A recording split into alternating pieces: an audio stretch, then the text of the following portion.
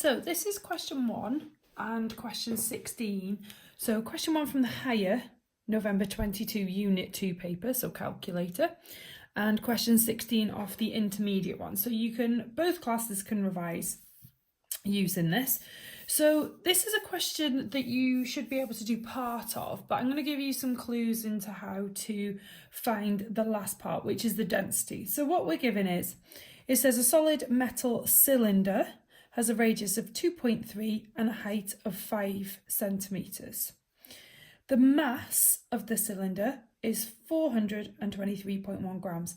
Find the density of the metal. Now, if you know the formula from science, that's great. If you don't, I'm going to give you a little clue into how you figure out what calculations you need to do.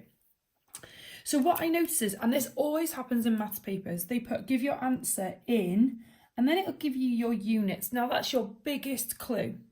This is grams per centimetres cubed. Now, we've already got the grams here. So what I now know is that the grams is representing the mass, okay? And this centimetres cubed, now we measure something in centimetres cubed, we measure volume, okay? So I know I'm going to have to do, so density is equal to the mass divided by the volume. And that's why this is key to know what to do. So grams per centimetres cubed is mass divided by volume. So I know the mass, I don't know the volume. So that's what I need to work out in this question. So the volume of a cylinder. This is something you're going to need to learn. It's not on the formula page. So you work out the area of the circle, which is pi times radius squared, and then you just multiply it by the height to find the volume. So we're going to do pi times 2.3 squared times 5. So I'm going to put that into my calculator. So shift pi times 2.3 squared times 5.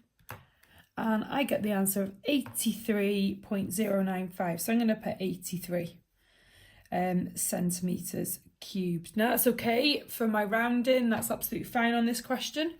And then to calculate the density, make sure you write this the right way round.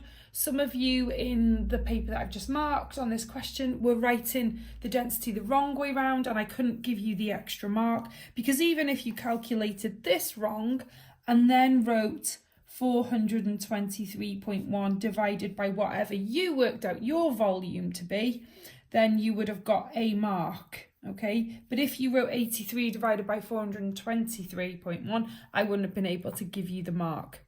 So 423.1 divided by my last answer. Get used to using your answer button on your calculator. It's the best way to use the last answer.